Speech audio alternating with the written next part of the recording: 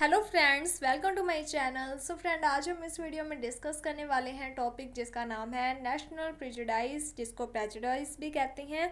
सो आप जिस भी तरीके से इसको प्रोनाउंस करना चाहते हो आप कर लो। मेन हमारा जो फोकस है वो इस टॉपिक में जो मेन बातें हैं उसे समझना है, तो हम उसके ऊपर ज़्यादा फोकस करेंगे। तो सबसे पहले यहाँ पर है इंट्रोडक्शन ऑफ द ऐसे। जो भी बातें यहाँ पर इंट्रोडक्शन में लिखी गई हैं, सेम यही बातें आप अगर इस टॉपिक से रिलेटेड स्टेंजा आती है तो वहाँ पर जो पहला पॉइंट होता है रेफरेंस टू कॉन्टेक्स्ट, उसमें सेम यही बातें लिख सकते हो। मीन्स आपको लाइंस कुछ बातें याद करनी है और ये जो बातें हैं वो अलग अलग क्वेश्चन में किस तरीके से अप्लाई करनी है वो मैंने आपको बता दिया। तो स्टार्ट करते हैं आज का topic, national prejudice. In the essay, इस ऐसे में in title national prejudice, the writer deplore the fact that we are so much in slave of our national prejudice that we are no longer able to think of man as man. तो ये जो ऐसे है इसमें writer एक fact बताते हैं और वो फैक्ट क्या है कि ये बताते हैं कि आज हम लोग नेशनल प्रेजुडाइज के बंधन में इतने ज़्यादा बंध चुके हैं कि हम ये सोच ही नहीं पाते हैं, एक मैन को एक मैन के रूप में सोच ही नहीं पाते हैं। हम क्या कहते हैं, ये तो फलाना इस कंट्री का है, ये इस कंट्री का है, ये भारतीय है, ये अमेरिकन्स हैं, ये इस तरीके से पर्शियन है। यानी कि हमने क्या कि मैन को अलग अलग नाम दे दिए हैं। He presents the cause of national prejudice which show his intimate knowledge of human nature। तो यहाँ पर जो राइटर है उन्होंने नेशनल प्रेजुडाइज के कोर्स बताते हुए ये कहा है कि इन सब बातों से हमें क्या है कि ह्यूमन नेचर के जो नॉलेज है उसके बारे में, यानी कि उसकी जो नॉलेज है उसके बारे में पता चलता है। ही कंक्लूड्स द ऐसे बाय डिक्लेयरिंग दैट, और लास्ट में इस ऐसे के बारे में इस ऐसे में जब वो अपने सारे थॉट्स बता देते हैं तो लास्ट में वो कहते हैं he would prefer the title a citizen of the world to any other application, कि हमें हर एक पर्सन को क्या है एक ही टाइटल देना चाहिए और वो टाइटल क्या है, a citizen of the world, कि हर एक जो पर्सन है वो इस संसार का एक सिटीजन है। अलग अलग कंट्रीज़ में ज़रूर रहता है लेकिन ये सारी जो कंट्री है वो है क्या, वर्ल्ड ही तो है, और वो वर्ल्ड में रहता है। हमें इस बात पर ज़्यादा फोकस करना चाहिए, ना कि हमें अपने अपने जो मेन जो कंट्री है उसके ऊपर ज़्यादा जोर देना चाहिए। इन द ऐसे, इस ऐसे में the writer after a close observation find out that the feeling of prejudice is the outcome of our excessive love for our country. तो इस ऐसे में सबसे पहले जो राइटर है उन्होंने बहुत ज़्यादा क्लोज ऑब्जर्वेशन करते हुए बताया है कि ये जो प्रेजुडाइज वाली फीलिंग है ये किस कारण से आई है, और इसका मेन रीज़न है हमारी कंट्री के प्रति बहुत ज़्यादा एक्सेसिव लव होना। Our feeling of patriotism is also responsible for this prejudice, यानी कि हमारे देश के प्रति ये जो लव है यही मेन रीज़न है इस प्रकार के प्रेजुडाइज का। He also describe the great downfall of the feeling of brotherhood and neighbourhood. इसके साथ ही वो बताते हैं कि हम अपनी कंट्री को इतना ज़्यादा इम्पोर्टेंस देते हैं कि हमारे अंदर ये जो फीलिंग है ब्रदरहुड की, नेबरहुड की, ये डाउनफॉल होती जा रही है, कम होती जा रही है। ही थिंक्स दैट, वो सोचते हैं, the feeling of jealousy, superiority and proud had given birth to prejudice, यानी कि आज के लोगों में क्या कि हमारी कंट्री, हमारा देश, हम इंडियंस, हम अमेरिकन, इस तरीके की जो है फीलिंग। इसके साथ ही हम कहते हैं कि अमेरिकन ज़्यादा बड़ा है, ये ऐसे हैं, वो वैसी है कंट्री। तो ये जो थिंकिंग है ना, किसी को ऊंचा दिखाना है, किसी को नीचा दिखाना है, यही सारी जो चीज़ें हैं इसी के कारण जो प्रेजुडाइज है उसका जन्म होता है। इसके बाद अब यहाँ से स्टार्ट होती है summary. The writer was one of those human being who spend the greatest time of their time in inns and public houses। तो यहाँ पर जो राइटर है वो कहते हैं वो एक ऐसा ह्यूमन बींग है जिसने अपना ज़्यादा टाइम अपनी लाइफ का कहाँ पर बिताया है, इन्स एंड पब्लिक हाउसेस में। He also wonder at such places where a great variety of people could be seen, और वो इसलिए करते थे ऐसा ताकि वो अलग अलग लोगों से मिल सके, उनकी जो थिंकिंग है उसे देख सके, फील कर सके। All sort of people have different nature, तो उन्होंने क्या फील किया कि हर एक पर्सन का जो बिहेवियर है, जो नेचर है वो डिफरेंट है। The writer got a special opportunity to meet and talk different kind of people, तो जो राइटर है उन्हें अच्छे मौके मिलते थे जिससे कि वो लोगों से मिल पाते थे, उनसे बात कर पाते थे, अलग अलग टाइप के लोगों से। It was a higher entertainment for the writer, तो राइटर को भी बहुत अच्छा लगता था जब वो ऐसा यानी कि लोगों से मिलता था। तो एक अपॉर्चुनिटी राइटर को मिली जब वो अलग अलग लोगों से मिले। ही ऑब्जर्व, तो वहाँ पर उन्होंने ऑब्जर्व किया those people closely and try to know their views on different things. तो उन्होंने क्या ऑब्जर्व किया कि वो जो लोग हैं ना वो बहुत ज़्यादा कोशिश कर रहे हैं यानी कि their views on different things, कि उनके विचार पता चल सके अलग अलग चीज़ों के लिए। In one of his drawing, और इसी के चलते ही fell into the company of a half of दर्जन gentleman who were badly involved in a warm dispute about some political affair.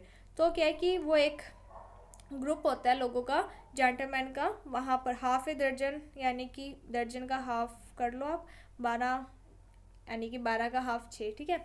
जो 6 जेंटलमैन खड़े थे वहाँ पर, तो ये वहाँ पर चला जाता है। वो जो जेंटलमैन होते हैं वो क्या कर रहे होते हैं, एक पॉलिटिकल अफेयर होते हैं, कुछ पॉलिटिकल इश्यूज होते हैं, उनके ऊपर बहुत सारे आर्ग्यूमेंट्स कर रहे होते हैं ड्यूरिंग दिस डिस्कशन। और इसी डिस्कशन में क्या होता है, दे बिकम सेंटिमेंट, तो वो सेंटिमेंट हो जाते हैं, भावुक हो जाते हैं। When their discussion took a violent form, तो पता क्या होता है, जब हम किसी बात का डिस्कशन करते हैं तो हम क्या है कि उस डिस्कशन में इतने ज़्यादा हो जाते हैं इन्वॉल्व कि हमारा जो टोन होता है बोलने का वो थोड़ा डिफरेंट हो जाता है। तो यहाँ पर भी इसी तरीके का हुआ। दे वांटेड दैट, तो वो चाहते थे the writer should be a part of their conversation, तो अब वो चाहते हैं कि ये जो राइटर है ना वो भी उनकी इस बातों में शामिल हो, यानी कि वो भी अपने थॉट्स, अपने जो विचार हैं वो दे।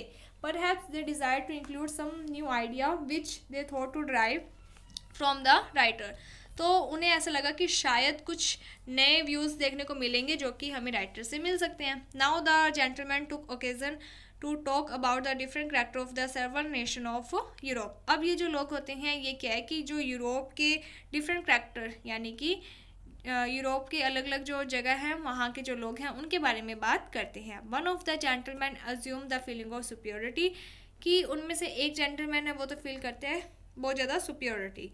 Putting on hat in a slanting way he show his importance among the companion, तो वो अपनी जो हैट है उसे एक स्लैंटिंग वे में लेकर आता है और कहता है कि उनके जो कंपेनियन वो इस तरीके का दिखाते हैं कि उसकी सबसे ज़्यादा इंपॉर्टेंस है। He wanted to show as if he had possess all the merit of English nation, यानी कि वो ये दिखाना चाहता है जैसे कि उसके पास इंग्लिश नेशन के जितने भी अच्छे गुण वगैरह हैं वो सब प्रोसेस्ड का मीन्स होता है उसके पास हैं, यानी कि उन पर उसका अधिकार है।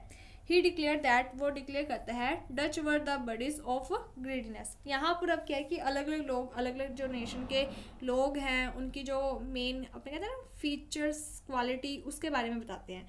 तो यहाँ पे ये लोग क्या कहते हैं कि जो डचेस होते हैं वो तो किस तरीके के होते हैं, ग्रीडीनेस होते हैं।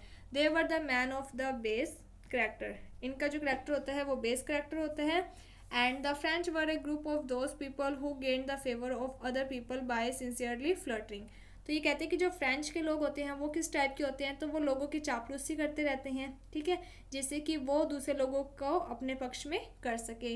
Due to being flattering flatterers and greedy by their nature they at once agreed with the other view. लोगों का यानी कि फ्लर्टरिंग करते हैं, उनकी चापलूसी करते हैं, इसी के कारण वो उनके जो दूसरों के व्यूज़ होते हैं उसी में एक बार के लिए हाँ में हाँ मिला देते हैं। According to the gentleman, gentleman के according the Germans were habitual drunkards and mostly they were found under heavy intoxication. तो यहाँ पर वो क्या कहते हैं कि ये जो जर्मन्स लोग होते हैं वो किस तरीके के होते हैं, तो उन्हें आदत होती है ड्रिंकिंग की, ठीक है, तो वो ज़्यादा से ज़्यादा किन में होते हैं, इंटॉक्सिकेशन में होते हैं। दे वर एक्सेसिव ईटर, वो बहुत ज़्यादा खाते हैं। दे एट बियॉन्ड देयर सेटिस्फैक्शन, यानी कि वो हद से ज़्यादा खाते हैं। एक होती है कि हमें जितनी भूख लगती है हम उतना खाते हैं, एक होता है हमारा जितना मन होता है। तो ये लोग अपने पेट को नहीं देखते, ये अपने मन को देखते हैं, आन दो वाला सिस्टम, ठीक है। इन दिस मैटर, इस मैटर में they were like beast which can not जज that they have taken their food to their satisfaction. तो इसमें ये किस टाइप के लोग होते हैं जो यानी कि सेटिस्फाइड ही नहीं होते हैं, तो वो चीज़ है कि बस उनको खाना खाना होता है। दे have taken their food for their satisfaction, भूख के लिए नहीं खाते, अपने सेटिस्फैक्शन के लिए खाते हैं कि कितना खाना है, मन नहीं भरा, पेट भर गया लेकिन मन नहीं भरा। The gentleman tells about the Spaniard that they were arrogant and tyrant but the English excellent all the rest world in bravery.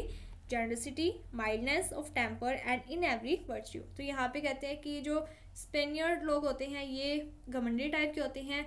तो देखो अलग अलग जो कंट्रीज़ है, अलग अलग जो नेशंस के लोग हैं उनके बारे में बता दिया कि सारे जो नेशन के लोग हैं उनकी कमियां दिखा दी। अब यहाँ पे क्या दिखाया जा रहा है कि जो इंग्लिश लोग होते हैं ना वो एक्सीलेंट होते हैं। पूरे संसार में सबसे अच्छे कौन होते हैं? इंग्लिश लोग। उनकी ब्रेवरी को लेकर, उनकी जेनरसिटी को लेकर, उनका जो बिहेवियर है, उनका जो टेम्पर है, यानी कि वो शांत स्वभाव के हैं, इस तरीके से। The remark given by the gentleman about the people of different nation got the commendation by all the company. तो ये जो रिमार्क था जेंटलमैन के द्वारा दिया गया अलग अलग नेशन के लोगों के प्रति, उसको क्या है चेंज किया गया बाय ऑल द कंपनी के द्वारा, कमेंड किया गया। ठीक है। His other companion thought his remark very learn and prejudice. जो कंपनी के अदर लोग थे वो तो क्या सोच रहे थे कि इसका ये जो भी इसके थॉट्स हैं वो सारे कैसे हैं? अच्छे, सही हैं, यानी कि इसने बहुत ज़्यादा स्टडी कर रखा है, तो ये जितनी भी बातें बता रहे हैं ये सही है। तो यहाँ पे कमेंडेशन का मीन्स हो गया एग्री हो जाना। ठीक है, मैंने पहले गलत बता दिया। But the writer could not approve the gentleman remark. लेकिन जो राइटर होता है वो सहमत नहीं होता इस बात को लेकर। He could say nothing against his remark, लेकिन वो कुछ कहता भी नहीं है उसके खिलाफ। He try to maintain his gravity, तो वो चाहता था कि चलो ये अपने आप को समझ रहा है महान तो बने रहने दो। Leaning his head upon his arm he continue to remain in state of musing. तो बस वो वहाँ पर उनकी बातों को सुनते रहते हैं। It seems as if he did not want to attend their conversation. ऐसा देखने से लगता है कि शायद वो चाहते ही नहीं है कि उनकी बातों में वो शामिल हों। The gentleman was not satisfied with his company. तो जेंटलमैन है जो वो उनकी कंपनी से सेटिस्फाइड नहीं होता है। सो ही थॉट दैट, इसीलिए वो सोचता है his opinion should not pass without any. तो सोचता है कि मुझे कॉन्ट्राडिक्शन कि मुझे अपने व्यूज़ देने ही नहीं चाहिए, क्योंकि यहाँ पे कोई कॉन्ट्राडिक्शन यानी कि कोई भी ऐसी बात नहीं बोलनी चाहिए। He wanted clear approval of his opinion. वो चाहता था कि यानी कि वो जो पर्सन है ना वो क्या चाहता था, जो बातें मैं कह रहा हूँ सारे उसमें हाँ में हाँ मिला दें, कोई उसका विरोध ना करे। Showing his importance and superiority he asked the writer with confidence if he was not agree with him. तो वो सोचता है कि ना सारे लोग मेरी बातें मान रहे हैं, तो ये राइटर से पूछता है कि क्या तुम कॉन्फिडेंट हो कि तुम मेरी बातों से एग्री नहीं करते हो क्या? The writer told him that. तो राइटर क्या कहता है? He was not in the condition to speak anything on his view about the people of different nation. तो राइटर कहता है कि अभी मैं अलग अलग जो नेशन के लोग हैं उनकी कंडीशन जो है उसके प्रति अपने ओपिनियन, अपने विचार नहीं देना चाहता हूँ।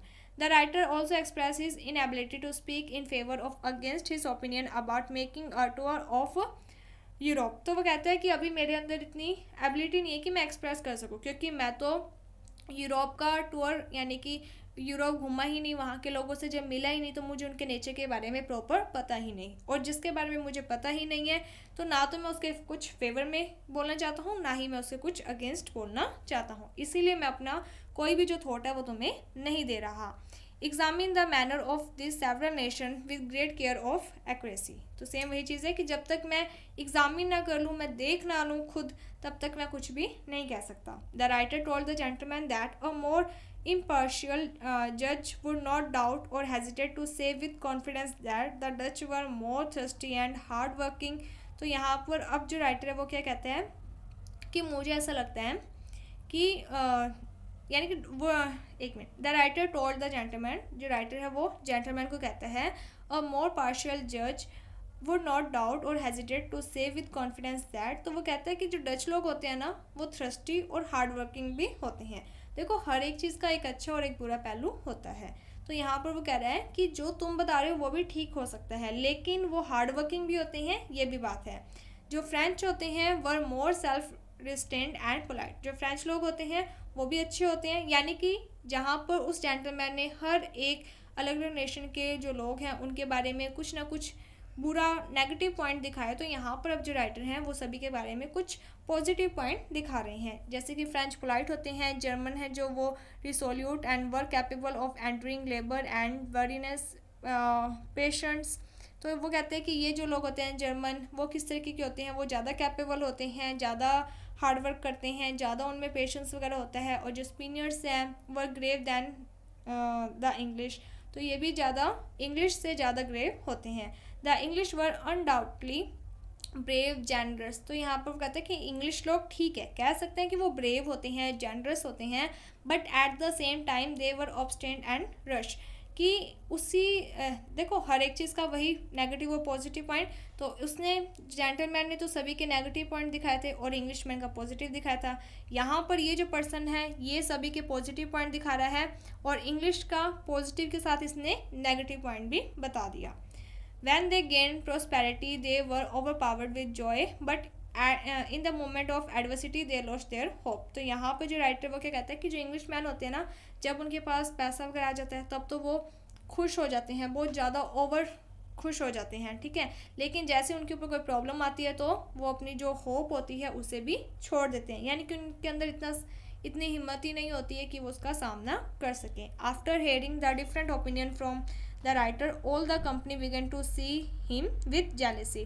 तो जैसे ही राइटर अपनी बातें कहता है और वहाँ के जो लोग जेंटलमैन्स होते हैं जब वो उसकी बातें सुनते हैं तो उन लोगों को राइटर से जेलेसी होने लग जाती है। By now the writer could not finish his answer, यानी कि जो राइटर है वो अपना आंसर ही फिनिश नहीं करता है। The gentleman who was full of spirit of patriotism observe the writer. तो वो जो लोग होते हैं वो अपने नेशन से बहुत ज़्यादा प्यार करते थे, इसीलिए वो ऑब्जर्व करते हैं अब राइटर की बातों को। Perhaps he was greatly surprised to know how some people without loving their country enjoy the benefit and protection of the government of the country। कि वो ये सोच रहे हैं कि किस तरीके से ये जो बंदा है जिस कंट्री में रह रहा है उसी के प्रति इसको कोई लव नहीं है, वहाँ के जो बेनिफिट है, वहाँ की जो प्रोटेक्शन गवर्नमेंट की दी जा रही है उसके प्रति ये कुछ सोच ही नहीं रहा है, जबकि दूसरी कंट्रीज़ के बारे में अच्छा बता रहा है। The writer could at once notice that by presenting his modest declaration of his sentiments he had offend their good opinion about their own country man. तो जब राइटर ये सारी बातें कह देता है तो वो ये ऑब्जर्व करता है ही had offend his good opinion about their own country man, कि वो उनको गुस्सा दिला देते हैं अपने इन थॉट्स के द्वारा। The writer did not think it proper to argue with those man who could not give importance to other before their superiority. तो जो राइटर होता है वो सोचता है कि मुझे ज़्यादा विचार नहीं देने चाहिए इन लोगों को, क्यों? क्योंकि ये जो लोग हैं वो सिर्फ अपने आप को महान देख रहे हैं और वो किसी और के बारे में कुछ सोच ही नहीं रहे हैं। और ऐसा क्यों हो रहा है? क्योंकि वो अपने आप को ज़्यादा सुपीरियर समझ रहे हैं। And who were the true embodiment of patriotism, कि उन्होंने अपने आप को बस एक देशभक्ति की भावना में घेर रखा है। Indeed they were full of the feeling of prejudice, क्योंकि वो प्रिजुडाइज की भावना से भरे हुए हैं। The writer left that place, तो राइटर जो होता है वो उस जगह को छोड़कर चला जाता है। इन हिज ओपिनियन, उसके विचार के अनुसार, there are only few people who are very far from the feeling of prejudice. तो जो राइटर वो कहता है कि बहुत ही कम ऐसे लोग होते हैं जो कि इन प्रकार के जो प्रेजुडाइज है, नेशनल प्रेजुडाइज, इससे दूर होंगे। इन द मॉडर्न टाइम में the feeling of partially has its abode in every heart, यानी कि वो कहते हैं कि आज के टाइमिंग में ये जो पार्शियली थिंकिंग है हर एक पर्सन के मन में होती है, यानी कि national prejudice. The citizen of different nations are known as Englishman, ये कहते हैं कि अलग अलग जो नेशन में रहने वाले लोग हैं उन्हें अलग अलग नामों से जाना जाता है, जैसे कि इंग्लिश मैन है, फ्रेंच मैन है, डच मैन है, स्पेनियर्स हैं, जर्मन्स हैं। Every citizen of every nation is with the feeling of prejudice, और हर एक नेशन के जो लोग होते हैं वो अपने उस नेशन को ज़्यादा इम्पोर्टेंट देते हैं। इन दिस वे, इस तरीके से, he is called the citizen of the country not the citizen of the world. तो ये जो लोग होते हैं ये अपने आप को क्या है कि एक कंट्री का ही सिटीज़न मानते हैं, ये कहते हैं कि हमारी कंट्री हमारा देश, ठीक है, बाकी जितने भी देश हैं उनसे इनको कोई मतलब नहीं होता है। इन दिस मॉडर्न टाइम, और इसी मॉडर्न टाइम में, the people have form different society on the base of their nationality, और इसी थिंकिंग के कारण जो लोग हैं वो क्या करते हैं, अलग अलग सोसाइटी बना लेते हैं अलग अलग नेशंस के अकॉर्डिंग। Now one man does not regard the other as his brother, और इसी के कारण वो दूसरी जो कंट्री के लोग होते हैं उसे अपना ब्रदर नहीं समझते हैं, क्योंकि वो अपनी कंट्री के लोगों को ही ज़्यादा मैथ ऑफ इम्पोर्टेंस देते हैं। The people no longer consider themselves as the general inhabitant of the globe or the member of the grand society which understand the whole humankind। तो यहाँ पर जो राइटर वो क्या कहते हैं कि ये लोग ये नहीं सोचते कि हम एक संसार में रह रहे हैं तो हमारे जितने भी लोग हैं वो सभी भाई भाई हैं। ये अलग बात है कि हम इन सीमाओं से बंधे हुए हैं, बाउंड्रीज हैं अलग अलग नेशन की, लेकिन इसका कभी भी ये मीनिंग नहीं है कि जो लोग हैं वो एक दूसरे से अलग अलग हैं, सभी में सेम वही रेड कलर का ही ब्लड होता है।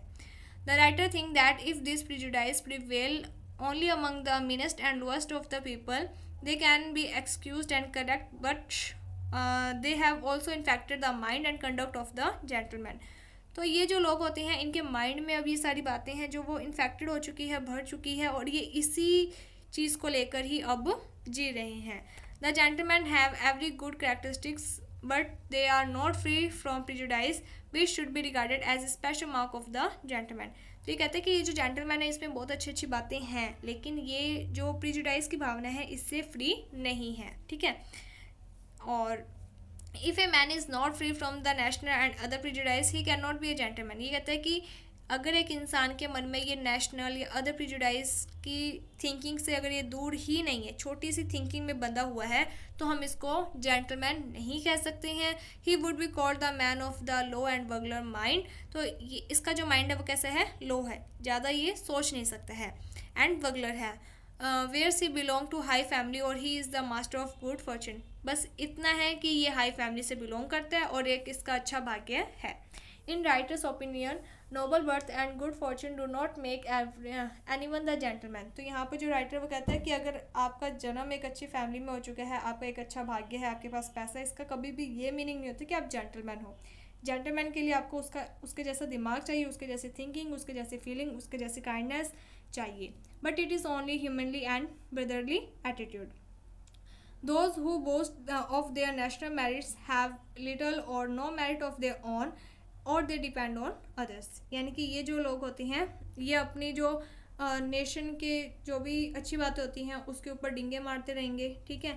और उन्हीं बातों के ऊपर ये ज़्यादा डिपेंड रहते हैं कि हमारा नेशन. ठीक है. The feeble creepers twist around the strong oak tree. तो यहाँ पे कहते हैं कि ये जो स्ट्रॉन्ग ओक ट्री होता है उसके चारों तरफ क्या होती हैं, क्रीपर्स, टानियाँ होती हैं जो कि उसके चारों तरफ ट्विस्ट होती हैं, because it has not its own power to the misleading argument. क्योंकि उनकी खुद की तो पावर होती नहीं है. तो इसी तरीके से कहते हैं कि ये जो लोग हैं इनकी खुद की तो कोई खास पहचान है नहीं, बस ये अपनी कंट्री के नाम पर ज़्यादा सुपीरियर अपने आप को दिखाते हैं. इसके बाद आगे की समरी है. अगर आप चाहो तो आप छोड़ भी सकते हो, इतना मैटर इनफ होता है. और अगर आप चाहो तो आप लिखना चाहो तो देख लो ना, आपकी इच्छा है. बट मेरे अकॉर्डिंग इतना बहुत है. वीडियो बहुत ज़्यादा लॉन्ग हो चुकी है. So thank you friends for watching my video. Thank you.